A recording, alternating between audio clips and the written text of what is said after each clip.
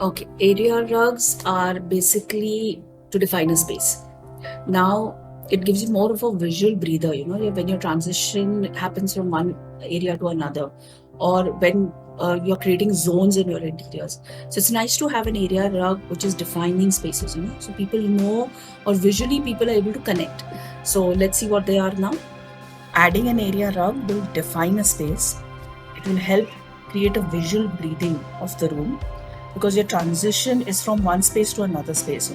So when you have something defining the transition, especially in open floor plans, it really helps. Now, area rug is basically an accent rug that does not extend wall to wall. Like, it's not like a carpet floor, it's not edge to edge.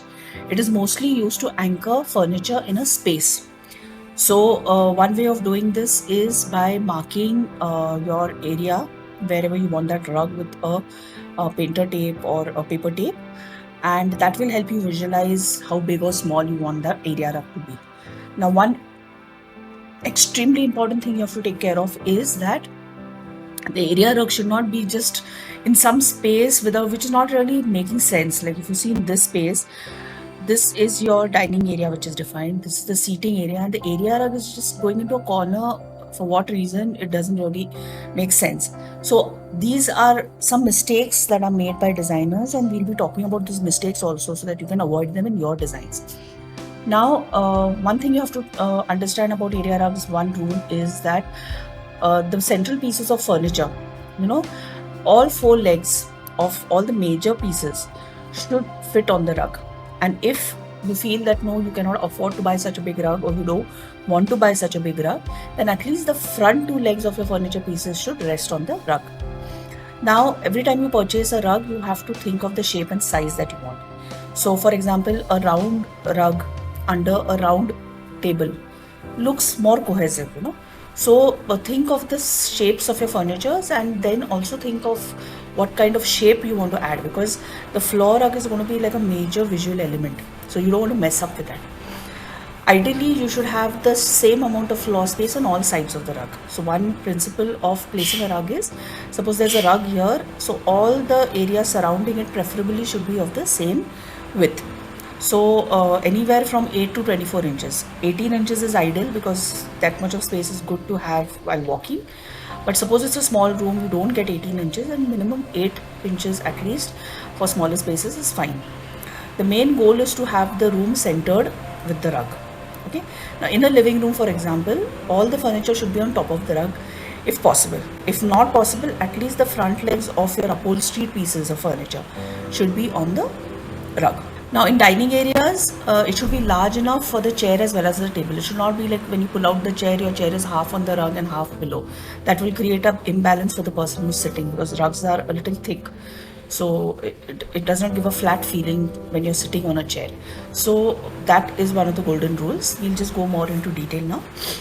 Now let's look at it room wise. For living rooms, it's better to get the measurements before you go for marketing or before you go for purchase. You should know exactly what size, at least one or two sizes should be there in your head. You should have discussed it with the client, placed the furniture, actually marked it and shown it to the client visually where the rug is going to come, because one, the rugs are pretty expensive. Second, maybe some shops don't take a buyback, and it's something that is really going to highlight the room. So you want to be careful when you're purchasing it. Also remember that the rug should be at least 6 inches wider than the couch, wherever whatever area you're sitting in. So here, maybe there's not enough space to extend the rug behind, but at least the front legs of these chairs are on the rug. So it is still giving you that complete feeling. Now, if the room is much way bigger than this, it's a large room with maybe one or two different types of seatings in it, then you can also divide it into zones, and not necessarily you have to repeat the same rug. You can also mix and match your rugs and place a different kind of rug there. So make sure the rug is centered in the room. So when you're visually looking at the room, you can say that this space is equal to this space. That kind of arrangement should be there visually. There should be a space on all four sides of the rug. So there are different kinds and sizes of rugs that are available. You have 10 feet by 14 feet foot rugs, which are good for large living rooms. Then you have your 9 by 12. This is also a comfortable size. If Possible a 9 by 12 will allow the front legs of your seat and sofa to be on the rug, but that's fine. Even the hind legs are not on it. Sometimes, if it's a medium sized room, 8 by 10 feet also is good. In smaller rooms where you're on a tight budget, you could also go in for a 6 feet 9 inches or say a 5 by 7 feet rug. That also looks good. Maybe at times you might not want an entire rug also, just a rug below the coffee table at times also gives a very nice warm look to the room.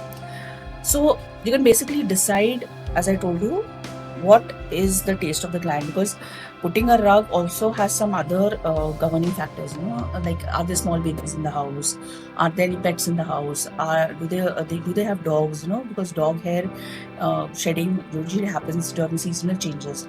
So will it really be advisable to place a rug? So before you buy a rug, you have to take care and have these discussions with the client. What kind of finish do you want that will help? Because getting stains off a rug or getting hair off a rug can be a real painstaking task. So what material also you're planning to have? So these things really matter. So don't do anything without proper thought behind whatever you're putting in. Now, in dining areas, as I told you, your rug should be big enough to accommodate the dining table and the chairs. It should not be half below, half outside the chair. It has to be an ideal size, which will look visually complete at the same time. It will not be uncomfortable for the person who's sitting, when you pull out the chair and you sit on the chair. So the usual sizes are 9 by 12, 8 by 8, 6 by 6 or 6 by 9. So depending on whether it's a 6-seater dining table or a 4-seater dining table or a 2-seater dining table, you can decide on the size of the rug. Then in kitchens, now in Indian kitchens specifically, we do a lot of work with oil and masalas and haldi and stuff, So sometimes placing rugs in kitchens can also be a headache. So you have to decide where exactly you want the rug. Rather than having an entire rug in the kitchen space, you can have a runner or a small rug in front of the main workspaces, maybe a small rug in front of the kitchen, cooktop, or in front of the sink, rather than having a full rug, because obviously spills are going to be there, stains are going to be there. So cleaning of the rug shouldn't be a big headache for the owner. So the usual sizes are, if you are looking at rugs between cabinet to cabinet, then 5 feet 7 inches is a big rug. If runners are fine, if the client is fine with runners, you can go in for 2 feet by 9 feet. Or if your kitchen is small, then maybe just a small rug, a 3 by 5 size, 3 by 4 size, 2 by 3 size in front of the sink will also work. So again, adding a rug or not adding a rug is more of a client's taste and function and maintenance part. But in case you decide to add a rug, see that you're having the proper size for that space. Bedrooms are a very good space to have rugs. Here spilling and staining is not such a big issue, and it's also always good to have something warm under your feet, when you get up in the morning. So a soft rug below, just when you step out of bed, is a good idea. But while placing the rug, you have to think about the size of the bed, whether it has nightstands, what are the furniture you're having, in front, whether you're having a small bench or something in front of the bed. So first think of the furniture, then what area you want to display without the rug, and then you have to decide on the size of the rug. If it's a king size bed with side tables, usually a 10 feet by 14 feet. But again, nowadays the bedroom sizes itself are 10 feet by 12 feet. Very honestly, ones that the builders are giving you now.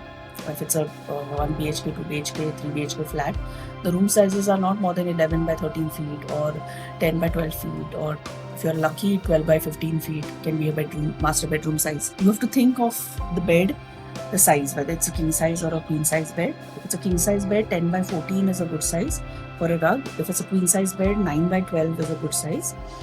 Suppose you feel the room is small and you really don't have enough space around once the rug is placed, then you can just have a small rug on the sides, on both the sides of the bed when you're getting down, or maybe on the front side of the bed, or if you're having 2 single beds, maybe in the center of the 2 single beds. So you can decide where to arrange that rug accordingly. Or just like a runner. A runner can be 2 feet by 7 feet, 2 feet by 9 feet. Even runners look good if you feel the room is not that big. So you can again mark it out, show it to the client, and then go for the purchase. Bathrooms in India, we usually have very wet bathrooms. But if your client is not the kind who has wet bathrooms, he likes or she likes dry bathrooms, then placing a rug in front of your bath area or in front of the vanity is a good idea. So if you're going in for, if it's a big spacious bathroom, a 5 by 8 feet is good. If you're going in for just runners, a 3 by 5 in front of the vanity basin area, or a 2 by 6 in front of the bath area is a good idea. So you can go in for rugs in the bathrooms also. Now in rugs, now that you've understood the size of the rugs, let's just look a little at the colors and the patterns. Again, don't be afraid to experiment. Many a times the patterns on the floor also bring out the piece of furniture that you're putting up. Maybe your walls are on a very minimalistic language, but there is no print on the sofas. It's a plain solid color sofa. The walls are also not done up with any kind of patterns. Then adding a little pattern in the floor will really bring out the living room. So India is really well known for its carpets and rugs. In case you want any traditional, something that you're looking at, a little traditional look, a little antique furniture, then you can go in for very beautiful patterns, not just geometrical but Indian traditional patterns. If you want to go a little into a fun contemporary style, you can go into abstracts with colors, bright colors. Don't get scared to use bright colors also. They look bold, but they create a good statement for your room. So think of the colors and patterns, think of the entire decor of the room before purchasing your rug. I think I have given you a fair idea on how and what kind of sizes and what are the mistakes that you shouldn't be making when it comes to purchasing rugs. But definitely rugs becomes a very important accessory in your room, and it really defines the room well. So I think you should go in for it. I hope these tips on area rugs will help you make your selections for your current project. Use them, they really liven up a space. You can experiment with your colors, your patterns. Just go all out, since it's an important accessory, I would say. Look around the space that you're doing. Talk to your clients. Yes, except if they have pets, you just have to be a little more careful. So let's go on to the next video.